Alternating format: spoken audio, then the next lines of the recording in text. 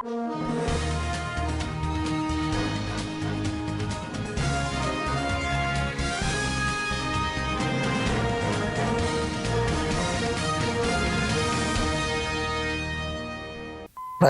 Erdogan targets a $5 billion trade volume with Nigeria. Showry charged on security grounds. Court rejects Kanu's request to transfer him to another prison. On business, power outages continue across Nigeria. On the international scene, Mali takes majority control of civil explosives producer. On sports update, Osimhen faces tough tests as Nigerian stars seek UCL survival. Hello and welcome to SVTV Global News. My name is Musa Alhaji Muhammad.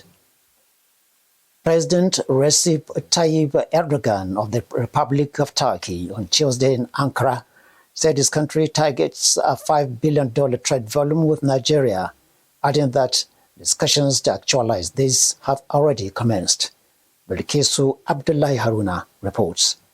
President Erdogan stated this during a joint press briefing with President Bola Ahmed Tinubu during the Nigerian president's state visit. At present, the trade volume between the two nations is about $2 billion.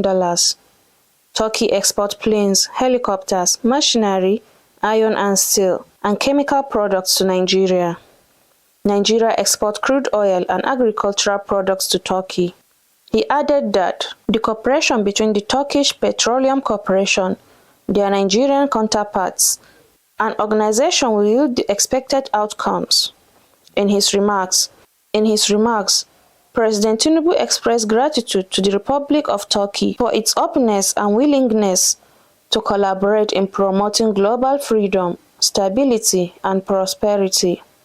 Meanwhile, the presidency said that President Bola Ahmed Tinubu is in good health after a concussion he suffered during a visit to the Turkish presidential palace on Tuesday, according to the president's special assistant on media affairs, Sunday Dare. A video posted on the Turkish president's X page shows Tinubu stumbling to the ground and being rushed to the scene after passing a line of soldiers and dignitaries. Bilkisu Haruna Abdullahi, SVTV News. The Department of State Services, DSS, has told the Federal High Court in Abuja that criminal proceedings were initiated against Omoyele Sowore, publisher of Sahara Reporters, over the security implications of a social media post he made about President Bola Tinubu. None reports that Cyril Nosike, a DSS operative and the first prosecution witness, testified on Tuesday before Mohammed Umar, the presiding judge. Sowore is standing trial on a 2-count charge preferred against him by the DSS.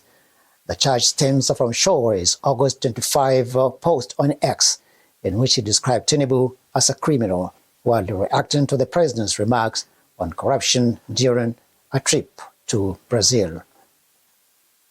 Former Nigeria's Petroleum Minister Dizani has been charged with receiving bribes in the form of cash, luxury goods, flights on private jets, and the use of high-end properties in Britain in return for awarding oil contracts.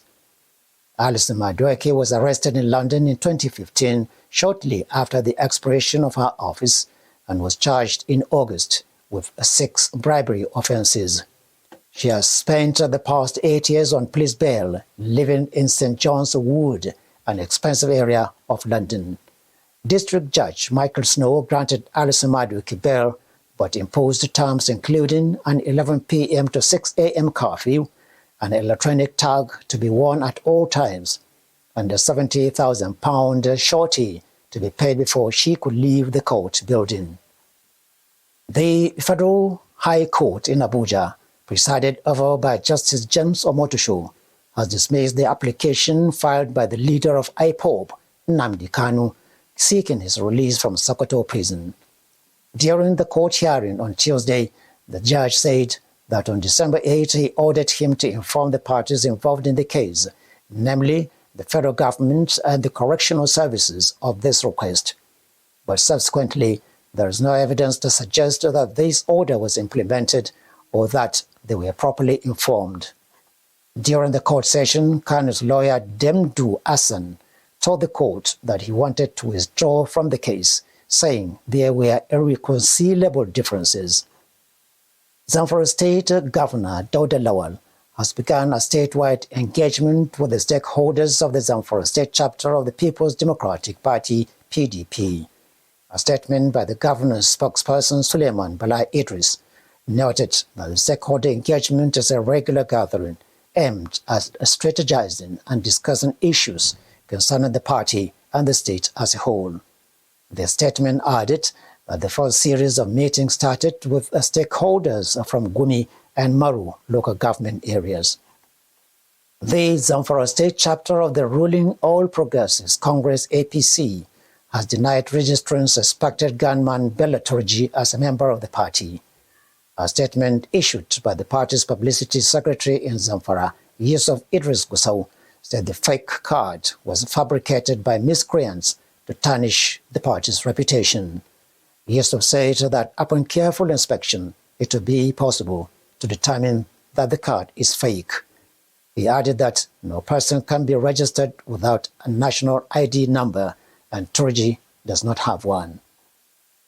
We now continue our reports with business news.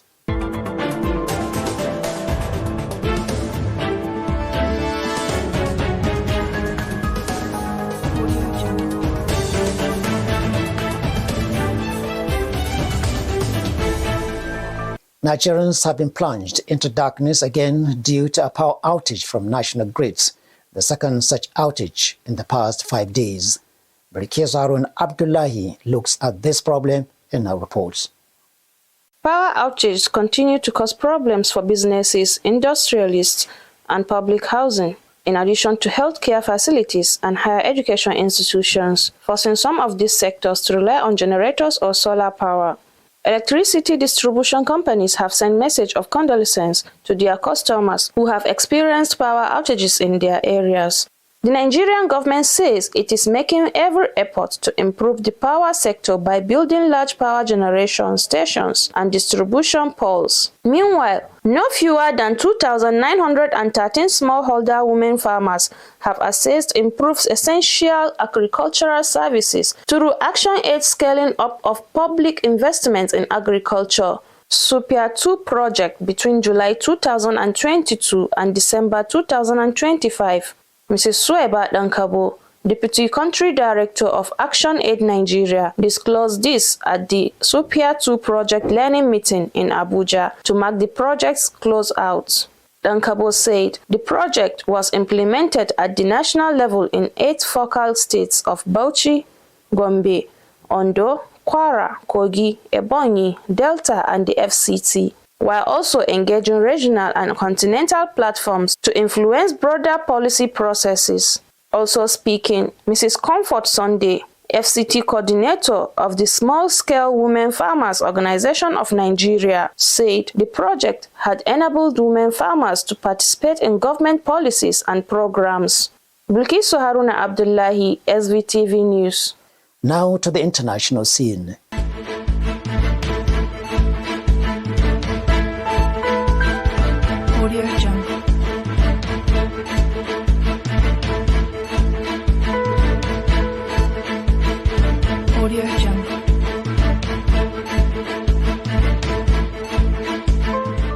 The Malian government has announced that it is taking majority control of a new company dedicated to producing several-use explosives inside the country.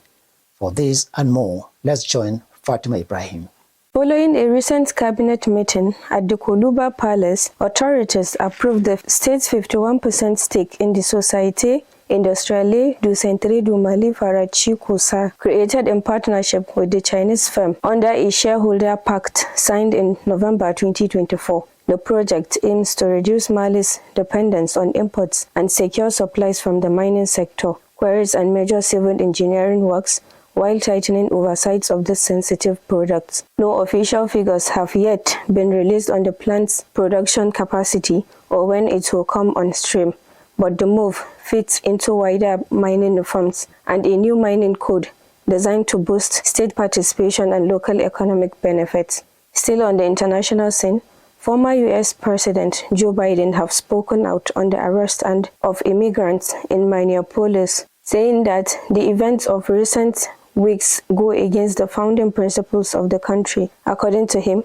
America is not a country where citizens are shot in the streets, or one that tolerates the persecution of people for doing what the Constitution allows them to do. In comment that appeared to be directed at Donald Trump, Mr. Biden said no one person, even the president, would destroy the American ideals. He called for a full and fair investigation into the death of the two protesters. 10 Republican senators called on Tuesday for an independent investigation into the murder of Alex Berti. Fatima Ibrahim reporting for SVTV News. On the entertainment world, the Actors Guild of Nigeria, AGN, has unveiled a junior pop Nollywood city in Enugu State, comprising 150 plots of land aimed at immortalizing the late Nollywood actor John Paul Odonwodo, popularly known as Junior Pop. Junior Pop lost his life in April 2025, along with 4 colleagues, when their boat capsized in the Annam River while shooting a movie. The AGN national president-elect Alhaji Abubakar Yakubu pledged that the incoming executive would make the project top priority. On his part, the chairman of AGN's Enugu chapter and initiator of the project, Brown Eni, said the land was acquired to promote the image of Nollywood and improve the welfare of its members. For sports updates, let's join Johnson Ola, where he reports that Galatasaray striker Victor Osimhen headlines the list of Nigerian stars facing crucial battles to salvage their club's UEFA Champions League campaigns as the group phase concludes on Wednesday. His report. Osimhen and Galatasaray are at risk of elimination from Europe's elite club competition and must avoid a heavy defeat to stand a chance of progressing to the playoffs. However, the Turkish champions face a daunting final fixture away to Manchester City, who also require a win to secure a top 8 finish. Galatasaray sits 17th with 10 points from 7 matches, a return that falls short of the club's European ambitions, earlier expressed by Osimhen, who had insisted it's time to make a statement in the most prestigious games. Ahead of the decisive clash at the Etihad Stadium, the 27-year-old remains optimistic. In the meantime, the president of the country football federation said that 2030 Men's World Cup final will be held in Spain. Spain, Portugal, and Morocco are co-hosting the tournament, while the opening 3 matches will be played in Uruguay, Argentina, and Paraguay to mark the competition's 100th anniversary. The BBC has approached world governing body FIFA, which has the final say on where the match will be played, and the Portuguese and Moroccan football federations for comments. Morocco wants to stage the final in Casablanca at the Grand Stade Hassan II, which is due to be completed in 2028 and expected to hold 115,000 people. Johnson Ola, Standard Voice News. That's the size of the SVTV News, but once again, another look at the highlight. President Erdogan targets a $5 billion trade volume with Nigeria. Chori charged on security grounds. Court rejects Kanu's request to transfer him to another prison. On business, power outages continue across Nigeria. On the international scene, Mali takes majority control of civil explosives producer. On sports update, Osimhen faces tough tests as Nigerian stars seek UCL survival. That was the size of the SVTV News. On behalf of all the production crew and the production producer, Fatima Ibrahim, I am Musa Alhaji Muhammad, once again wishing you a pleasant time.